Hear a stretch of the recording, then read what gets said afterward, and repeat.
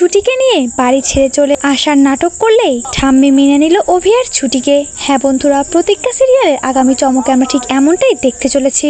প্রতীক্ষা সিরিয়ালে দেখা যায় অভি আর ছুটি সঠিক সময় এসে পুজোটা করলেও ঠাম্মির মন জিততে পারে না। ঠাম্মি তবুও অসন্তুষ্ট ছুটির ওপর, যেটা দেখে অভির খুব খারাপ লাগে ছুটির জন্য। ঠাম্মি রেগে মেগে পুজো শেষ হলে তার রুমে চলে যায়। ছুটিও তার পিছু পিছু যায় আর গিয়ে বলে ওঠে, ঠাম্মি অনেক হয়েছে। আসলে বলো তো কি, আমার দাদু যদি বেঁচে থাকতো ঠিক আমাকে মেনে নিত, আমাকে বুঝতো, আমার ভালোবাসার প্রায়োরিটি দিত।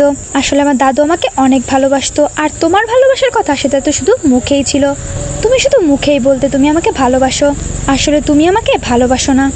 যদি ভালোবাসতে তাহলে আমার ভালোবাসার মূল্যও তুমি বুঝতে, ছুটিকে মেনে নিতে। যাই হোক, অনেক কথা হয়েছে, তোমাকে আর আমাকে আর ছুটিকে এই বাড়িতে দেখতে হবে না। তুমি যেহেতু ছুটিকে সহ্য করতে পারোই না, সেহেতু আমি ছুটিকে নিয়ে বাড়ি ছেড়ে চলে যাচ্ছি। অভির এমন কথা শুনে ঠাম্মি আটকে ওঠে।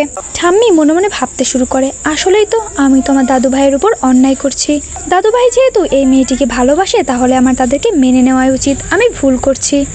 না না, এমনটা আমি হতে দিতে পারি না। আমার দাদু ভাই এই বাড়ি ছেড়ে চলে গেলে আমি কি করে থাকবো এই বাড়িতে?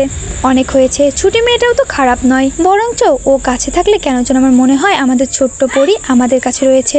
অভি রুম ছেড়ে বেরিয়ে গেলে সে আর ছুটি মিলে যখনই বাড়ি ছেড়ে চলে যেতে যাবে, ঠিক তখনই ঠাম্মি বলে ওঠে, দাঁড়াও, কোথায় যাচ্ছ তোমরা? এই বাড়ির বউকে নিয়ে তুমি বাড়ির বাইরে থাকতে, আমার এত বড় বাড়ি থাকতে? এই বলে ছুটির গলায় একটা স্বর্ণের হার পরিয়ে দেয়। ছুটি প্রণাম করে। ঠাম্মি বলে ওঠে, এটা আমার আশীর্বাদ, তুমি খুব লক্ষ্মীমন্ত্র মেয়ে হয়ে এই বাড়িতে থাকো। আমি ভুল করেছি তোমাদের না মেনে নিয়ে। তো বন্ধুরা, এবার যদি সত্যি এমনটা হয়, অভির প্ল্যানেই ঠাম্মি মেনে নেয় ছুটিকে, তাহলে সেটা দেখে তোমাদের ঠিক কেমন লাগবে অবশ্যই জানিয়ে দাও কমেন্ট করে তোমাদের মতামতটি। আর চ্যানেলে নতুন থাকলে অবশ্যই চ্যানেলটি সাবস্ক্রাইব করতে একদমই ভুলো না।